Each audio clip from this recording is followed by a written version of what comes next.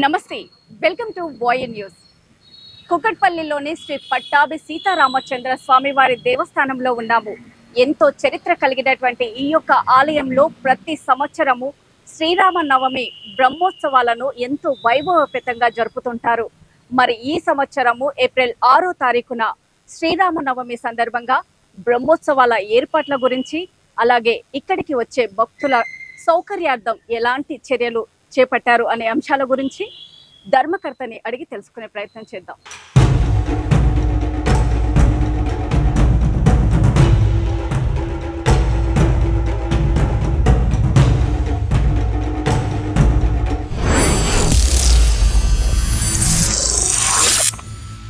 ఇంతకు ముందు జరిగినటువంటి శ్రీరామనవమి బ్రహ్మోత్సవాల కంటే ఈ సంవత్సరం జరగబోయే బ్రహ్మోత్సవాల గురించి ఏమైనా ప్రత్యేకత ఉందంటారా? ఉన్నది. ప్రతి సంవత్సరము దినదినాభివృద్ధి చెందుతున్నది. ఈ దేవాలయము 2022 సంవత్సరంలో పునఃప్రతిష్ఠ గావించినప్పటి నుండి చాలా శ్రీరామనవమి ఉత్సవంలో అత్యంత వైభవంగా నిర్వహిస్తున్నాము. ఈ సంవత్సరము శ్రీరామనవమి ఉత్సవంలో ఈ నెల 1వ తేదీ నుంచి 1, 2, 3వ తేదీల వరకు స్వామివారి అధ్యయనోత్సవ కార్యక్రమాలు జరుగుతున్నవి. 4 నుండి 13వ తేదీ వరకు శ్రీరామనవమి బ్రహ్మోత్సవాలు జరుగుతున్నవి. 4 నాడు అంకురార్పణం సాయంత్రంతో ప్రారంభమై ఉదయం ధ్వజారోహణము, సాయంత్రం ఎదుర్కొలు.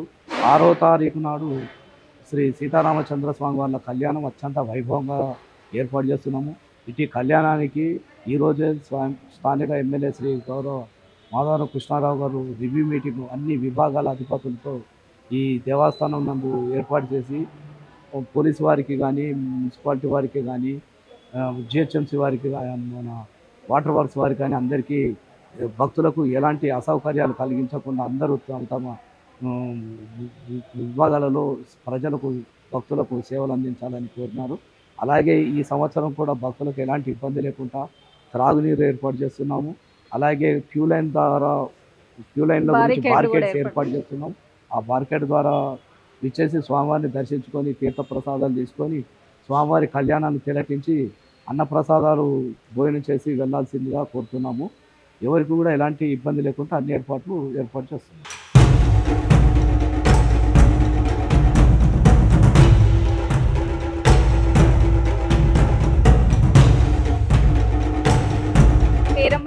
బాయమ్మ మాయమ్మ బాయమ్మ బాయమ్మ గారు ఎక్కడ ఉంటారు? బాయమ్మ గారు నేనా Madhavaram colony. Madhavaram colony. So ఇక్కడికి ప్రతిరోజు వస్తూ ప్రతిరోజు ఇష్ట సహస్రం పారాయణం ప్రతిరోజు చేస్తాం. ప్రతిరోజు డ్రైవర్ దోలికి వస్తాడు. ఎన్ని సంవత్సరాల నుంచి చేస్తున్నారు? నేనా చాలా ఏళ్ళగా నేను అక్కడ పోయి 10 సంవత్సరాలు ఆడికి వెళ్ళి రోజు ఇక్కడ కూకట్పల్లినే ఉండుంటే ఇప్పుడు అక్కడ పోయి 10 ఏళ్ళ.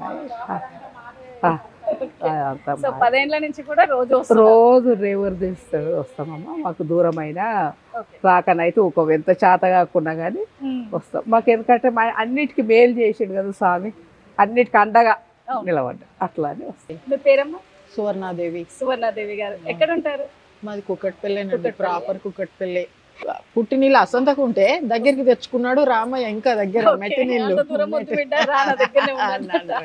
అట్లున్నదమ్మా. మంచిగానే ఉంటుంది, చాలా బాగుంటది ఇక్కడ. మా పిల్లలు అందరినీ తీసుకొని వచ్చేవాళ్ళు, మా పిల్లలంతా సెట్ అయిపోయారు. ఒక్క మాటలో అడిగితే సీతారాముల వారి గురించి చెప్పండి అంటే ఏం చెప్తారు? సీతారాములు అంటే వాళ్ళు కష్టపడని దినం లేదు నన్ను అడిగితే. చిన్నప్పుడు ఎంత సుఖంగా ఉన్నారో తర్వాత కష్టాలు వచ్చినాయి. ఆ కష్టాలంతా లెక్క చేయకుండా పోయి అడవులకు పోయి వచ్చారు. మేము రామాయణం అని తిన్నాం. మాకు సుందర చైతన్య స్వామి ఆదర్శము. రామాయణం బాగా చెప్పారమ్మా, సుందరకాండ. ఇవన్నీ మనం కష్టాలు వచ్చినాయని అనుకోవద్దు. ఆయన పాదాలను ఆశ్రయించి మనం ఇచ్చేస్తే అన్నీ మనకు సాఫీగా జరిగిపోతాయని. మాకైతే సాఫీగా జరిగింది కూడా. నా పేరు మాలతి అమ్మ. మాలతి గారు ఎక్కడి నుంచి వస్తున్నారు? కుకట్పల్లి వివేకానంద నగర్. సో ఇక్కడే? అవునమ్మా, ఇక్కడ నుంచి. సో ఇక్కడికి ఎన్ని సంవత్సరాల నుంచి? దాదాపు 20 సంవత్సరాల నుంచి 20 సంవత్సరాల నుంచి వస్తున్నారు. సో ఇక్కడికి రావడం మీకు ఎలా అనిపిస్తుంది? అయ్యో, చాలా సంతోషంగా అనిపిస్తుంది. రాముల వారి కళ్యాణం దానికి చెప్పవలసిన ఇంకా ప్రత్యేకత అంటూ ఏమీ లేదు. అందరూ ఎంతో సంతోషంతో, ఆనంద ఉత్సాహాలతో ఈ పండుగను జరుపుకుంటూ ఉంటారు. మేము కూడా ఎంతో సంతోషంతో వచ్చిన వాళ్ళందరినీ కలుసుకుని వాళ్ళ యొక్క మనోభావాలను తెలుసుకుంటూ ఉంటాము.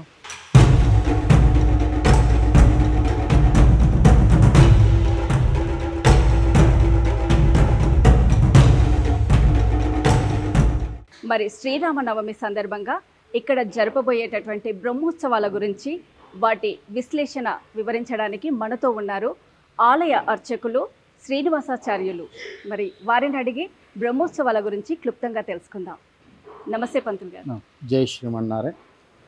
ఆపదామపహర్తారం దాతారం సర్వసంపదాం లోకాభిరామం శ్రీరామం భూయో భూయో నమామ్యహం.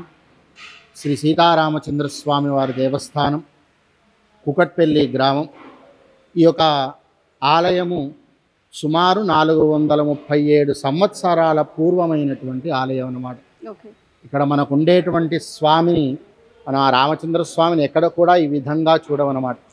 దక్షిణే లక్ష్మణోయస్య వామే చ జనకాత్మజ పురతో మారుతిరియస్య తం వందే రఘునందనం అంటారు. స్వామివారు అభయహస్తం ధరించి ఉంటారు. స్వామివారికి కుడివైపున లక్ష్మణస్వామి, స్వామివారికి ఎడమ వైపున తొడపైన సీతా అమ్మవారు, అటువైపు భరతుడు శత్రుఘ్నుడు, వీరందరూ కూడా ఒకటే పీఠం పైన పరివారంతో ఉంటారన్నమాట. స్వామివారి పాదం దగ్గర చాలా చిన్నగా హనుమంతుడు స్వామిని సేవిస్తూ ఉంటాడనమాట. స్వామి ఇక్కడ మీసాలు ధరించి ఉంటాడు, వీర రాఘవ పెరుమాళ్ళ. అలా ఈ 437 చరిత్ర కలిగినటువంటి ఈ రామాలయము పూర్వము ప్రధానంగా లింగం భట్టు గారు అనేటువంటి వారు ఉండేటువంటి వారు ఈ యొక్క గ్రామం యొక్క పురోహితు. ఆ తర్వాత కొంతకాలానికి తానీషా ప్రభు మంత్రులు గారి యొక్క ఆధీనంలో ఉండేటువంటి అక్కన్న మాదన్నలు కూడా మనకి ఈ ఆలయాన్ని దర్శించినట్టుగా ప్రసిద్ధి అన్నమాట. ఆ తర్వాత కొంతకాలానికి 1981వ సంవత్సరంలో శ్రీ శ్రీ శ్రీ త్రిదండి చిన శ్రీమన్నారాయణ రామానుజ జీయర్ స్వామి వారు ఈ యొక్క ఆలయాన్ని సందర్శించి, అప్పటి ఓని ఈ రాముల వారు మాత్రమే ఉండేటువంటి వారు. మనకి అమ్మ అనుగ్రహం లేనిది భగవంతుణ్ణి మనం పొందలేము అనేటువంటిది మనకు పాంచరాత్ర ఆగమంలో చెప్పబడింది. ముందుగా మనకు అమ్మ అనుగ్రహం ఉంటేనే భగవంతుణ్ణి మనం పొందగలుగుతాం అని చెప్పి 1983వ సంవత్సరంలో అటు లక్ష్మీ అమ్మవారు, ఇటు ఆళ్వార్ సన్నిధులు 2 కూడా ప్రతిష్ఠింపజేయింది. అప్పటి నుంచి పాంచరాత్ర ఆగమానుసారంగా ఇక్కడ విశేషమైనటువంటి కార్యక్రమాలన్నీ కూడా జరుగుతున్నాయి. శ్రీరామ నవమి ఉత్సవాలు, దసరా ఉత్సవాలు, ప్రత్యేకంగా ఇక్కడ ధనుర్మాసం చాలా వైభవంగా జరుగుతుందన్నమాట. ఇక్కడ ఉండేటువంటి ఊరిలో ఉండేటువంటి ఆడపడుచులందరూ కూడా ఉదయం 5 గంటలకల్లా ఈ ఆలయానికి వేంచేసి సుమారు ఒక 400 మంది ప్రతినిత్యం కూడా తిరుప్పావై సేవకాలం చేస్తూ మకర సంక్రాంతి భోగి రోజున ఇక్కడ గోదారంగనాథ స్వామి కళ్యాణం మహావైభవంగా జరుగుతుందన్నమాట. ధనుర్మాసోత్సవాలు చాలా వైభవంగా జరుగుతుంది. అలా కొంతకాలం తర్వాత ఈ ఆలయం శిథిలావస్థలో ఉన్నటువంటి సమయంలో 2017వ సంవత్సరంలో గౌరవనీయులు స్థానిక ఎమ్మెల్యే గారు శ్రీ మాధవరం కృష్ణారావు గారు ఇక్కడ ఇంత గొప్పనైనటువంటి ఆలయం ఇలా శిథిలావస్థలో ఉండకూడదని చెప్పి వారు 2017వ సంవత్సరంలో ఈ ప్రాకారానికి మొత్తం కూడా శంకుస్థాపన చేశారు. ఆలయ ప్రాకారం గొప్పగా కట్టాలి. ఆ తర్వాత ప్రాకారం మొత్తం కూడా పూర్తి అయిపోయిన తర్వాత 2019 సంవత్సరంలో ఆలయం కూడా చాలా వైభవంగా ఉండాలి ప్రాకారంతో పాటు అని ఈ ఆలయానికి కూడా వారు గ్రామస్తులని, పెద్దలని, ఇక్కడ ఉండేటువంటి దేవాదాయ శాఖ అధికారులందరూ కూడా కలుపుకొని మళ్ళీ దీనికి శంకుస్థాపన చేసి 2022వ సంవత్సరంలో మహావైభవంగా స్వామివారి యొక్క ప్రతిష్టా మహోత్సవము, స్వామివారి యొక్క సామ్రాజ్య పట్టాభిషేకాన్ని చాలా వైభవంగా జరిపారు. చిన్నజీయర్ స్వామి యొక్క కరకమనుల చేత మాధవరం కృష్ణారావు గారి యొక్క ఆధ్వర్యంలో మహావైభవంగా ప్రతిష్ఠ జరిపి ఆనాటి నుంచి ఈనాటి వరకు కూడా పాంచరాత్ర ఆగమానుసారంగా మహావైభవంగా భక్తులందరూ కూడా ఈ ఆలయాన్ని దర్శిస్తూ వారి యొక్క కోరికలన్నీ కూడా తీర్చుకుంటున్నారన్నమాట భగవంతుడి యొక్క అనుగ్రహం చేత. చాలా చక్కగా చెప్పారు పంతులు గారు. అసలు శ్రీరామనవమి అంటే ఏంటి, ఎందుకు జరుపుకుంటారు ఇది? భగవంతుడు మానవుడు పుట్టి తాను ఇలా ఆచరించాలని చెప్పినటువంటి వాడు రామచంద్రుడు. అన్నాతమ్ముల యొక్క అనుబంధం ఎలా ఉండాలి అని చెప్పినటువంటి వాడు రామచంద్రుడు. భార్యాభర్తల యొక్క సంబంధం ఎలా ఉండాలి, భార్యని భర్తను విడకుండా, భర్త భార్యను విడవకుండా ఎలా ఉండాలని చెప్పినటువంటి రామచంద్రుడు. కనుక మనం ఏది చెయ్యాలన్నా కానీ మొదటిగా భగవంతుడి ఆరాధన దగ్గర నుంచే ప్రారంభించాలి. అలా ఆ రాముడి యొక్క ఉత్సవాన్ని చేయడం వల్ల మనకు ఆ సంవత్సరం పాటు మొత్తం కూడా భగవద్ అనుగ్రహం చేత మనం ఏదైనా కావాలంటే రామరాజ్యంలా ఉండాలి అని అంటాం. అలా రాముడి యొక్క అనుగ్రహం చేత మనకుండేటువంటి పరిపాలకులు కానీ మనకుండేటువంటి మనకి నడిచేటువంటి కాలం మొత్తం కూడా అలా సుభిక్షంగా రాముడి యొక్క రాజ్యంలో ఎలా నడిచిందో అలా నడవాలని ఈ శ్రీరామనవమి ఉత్సవాలని మనం మొత్తం కూడా ఆయన బాటలో నడవాలని కోరుకుంటూ ఈ ఉత్సవాలను చేసుకుంటాము మనం శ్రీరామనవమి ఉత్సవాలను. సో బ్రహ్మోత్సవాలు జరుపుతున్నాం కదా, ఇప్పుడు ఎప్పటి నుంచి స్టార్ట్ అవుతున్నాయి? మనకి ఎక్కడ చూసినా కానీ వసంత నవరాత్రులు అని చేస్తారు. అంటే ఉగాది నుంచి ప్రారంభించుకొని శ్రీరామనవమికి పరిసమాప్తి చేస్తాం. కానీ ఇక్కడ ఆలయంలో అలా చేయరు. శ్రీరామనవమి ముందు రోజు 2 రోజుల ముందుగా అంకురార్పణ చేసి శ్రీరామనవమి ముందు రోజు స్వామివారికి ఇక్కడ ధ్వజారోహణం, ఆ రోజు నుంచి ఉత్సవం ప్రారంభమవుతుందన్నమాట. సంతానార్థులకి ఇక్కడ గరుడ ప్రసాదం ఇవ్వడం జరుగుతుంది. తప్పకుండా వారికి సంతానం కలిగే మళ్ళీ ఈ ఆలయాన్ని సందర్శిస్తారన్నమాట సంవత్సరంలో. సో ఖచ్చితంగా జరుగుతుంది, జరిగి తీరుతుంది. అలా ఆ ముందు శ్రీరామనవమి ముందు రోజు స్వామివారి యొక్క ఎదురుకోళ్ళ ఉత్సవం అని మహా గొప్ప స్వామివారి యొక్క వైభవాన్ని, అమ్మవారి యొక్క వైభవాన్ని మనకి వేద పండితులు యాజ్ఞికులు అందరూ కూడా తెలియజేస్తూ ఉంటారు. శ్రీరామ నవమి రోజున ఈ సంవత్సరం మనకి ఇక్కడ చైత్రశుద్ధ సప్తమి నుంచి పురస్కరించుకొని చైత్ర బహుళ పాడ్యమి వరకు కూడా ఉత్సవాలు 9 రోజుల పాటు జరుగుతాయి. 6వ తారీఖు శ్రీరామనవమి ఉత్సవము ఇక్కడ మహావైభవంగా సుమారు ఒక 50-60 వేల మంది భక్తులు ఇక్కడ అందరూ కూడా స్వామిని దర్శించుకుంటారన్నమాట. 7వ తారీఖు మనకి సామ్రాజ్య పట్టాభిషేక కార్యక్రమం నిర్వహించారు. ఆ రోజు నుంచి మనకి 13వ తారీఖు వరకు కూడా ప్రతినిత్యం స్వామివారిది ఒక రోజు గరుడ సేవ, ఒకరోజు హనుమత్ సేవ, ఒకరోజు కల్పవృక్ష వాహనం ఇలా జరుగుతూ 12వ తారీఖున ప్రతి సంవత్సరం కూడా చైత్ర శుద్ధ పౌర్ణమి నాడు స్వామివారి రథోత్సవం ఊరంతా కూడా ఉంటుంది. అలా చైత్రశుద్ధ పౌర్ణమి అంటే 12వ తారీఖు ఏప్రిల్ 12వ తారీఖు స్వామివారి యొక్క రథోత్సవం సాయంకాలం ఉంటుంది. 13వ తారీఖు మరి ఇంతకాలం ఇన్ని రోజుల పాటు బ్రహ్మోత్సవం మన చేత జరిపించుకున్నటువంటి స్వామికి చల్లదనానికి తాను శాంతి చేకూరడానికి శతకటాభిషేకం అనంటే 108 కలశాలతోని స్వామికి అభిషేకం చేస్తాం మనం 13వ తారీఖు. అలా 4వ తారీఖు నుంచి 13వ తారీఖు వరకు కూడా ఈ 9 రోజుల పాటు స్వామివారికి నవాన్నిక వార్షిక బ్రహ్మోత్సవాలు జరుగుతాయి. దానికి పూర్వాంగంగా ఒక 3 రోజుల ముందు అధ్యయన ఉత్సవాలు అని అంటారు. అనంటే మనకు పాంచరాత్ర ఆగమంలో ఆళ్వార్లు అని 12 మంది భగవంతుణ్ణి కీర్తించి భగవంతుణ్ణి ప్రత్యక్షం చేసుకున్నటువంటి వారు ఉన్నారు. అలా వారికి మనం అధ్యయన ఉత్సవాలని ముందుగా 3 రోజుల పాటు అధ్యయన ఉత్సవాలని మనం నిర్వహించుకుంటాం స్వామివారికి. ఓకే, అంటే అధ్యయన ఉత్సవాలలో అసలు ఏం జరుపుతారు? అధ్యయన ఉత్సవాలని మనకి 12 మంది ఆళ్వార్లు భగవంతుణ్ణి కీర్తించారు. పాశురములు అని అంటారు మనకి ద్రావిడ భాషలో. మన తెలుగు భాషలోకి వస్తే పాటలు అని అంటారు.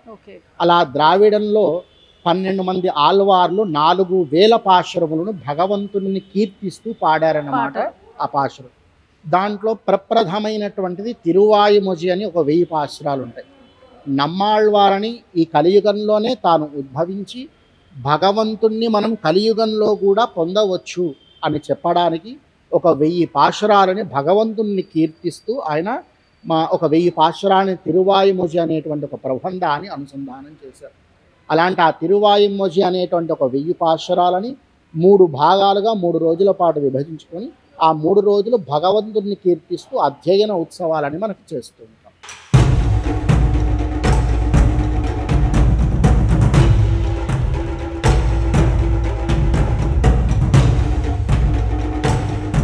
అంటే ఇప్పుడు ఈ బ్రహ్మోత్సవాలకి దేవాదాయ శాఖ నుంచి మనకి ఏమన్నా నిధులు వచ్చాయంట? దేవాదాయ శాఖ నుంచి నిధులు రావమ్మా. దేవాలయంలో ఉన్న ఆదాయం నుంచే స్వామివారి కార్యక్రమాలు ఏర్పాటు చేస్తాం. ఓకే, ఏ దేవాలయం అయినా ఆ దేవాలయంకు ఉన్న ఆదాయ వనరుల ప్రకారమే ఆ ఆలయంలో ఉత్సవ కార్యక్రమాలు నిర్వహిస్తాం. అంటే ఇలాంటి సందర్భంలో కొన్ని దేవాలయాలకు ఎండోన్మెంట్ నుంచి నిధులు వస్తూ ఉంటాయి.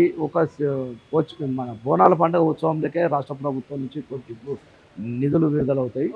మిగతా ఉత్సవంలోకి దసరా కానీ, దీపావళి కానీ, సంక్రాంతి కానీ ఇటువంటి శ్రీరామనవమి ఉత్సవంలోకి ఆ యొక్క ఆలయంలో ఉన్న ఆదాయ వనరులను బట్టి ఉత్సవ కార్యక్రమాలు నిర్వహిస్తాం. ఓకే, ఇప్పుడు భద్రాచలంలో చూస్తే గనక పట్టు వస్త్రాలు గవర్నమెంట్ నుంచి వెళ్తాయి. సో అలా మనకి మన ఆలయానికి వచ్చే ఇక్కడ ఈ సంవత్సరం ఇక్కడ ఒక ఆనవాయితీ ఈ దేవాలయంలో ఉంది. ఈ దేవాలయం 436 సంవత్సరాల క్రితం నిర్మించినారని చెప్తున్నారు. సో ఇప్పుడు దేవాలయ పునర్నిర్మాణకు ముందు నుంచి కూడా ఎవరైతే స్వామివారి కళ్యాణం చేయిస్తారో వారి పట్టు వస్త్రాలు తీసుకొచ్చి స్వామివారికి సహకరిస్తారు. లాస్ట్ ఇయర్ కంటే ఇప్పుడు ఏర్పాట్లలో ఏమన్నా మెరుగుపరిచారా? మెరుగుపరిచారు కదా. లాస్ట్ ఇయర్ కన్నా ఈ సంవత్సరము రేపు మీరు శ్రీరామనవమి రోజే చూసి చెప్పగలుగుతారు లాస్ట్ ఇయర్కి ఈ ఇయర్కు ఏమి ఇంప్రూవ్మెంట్ అయింది.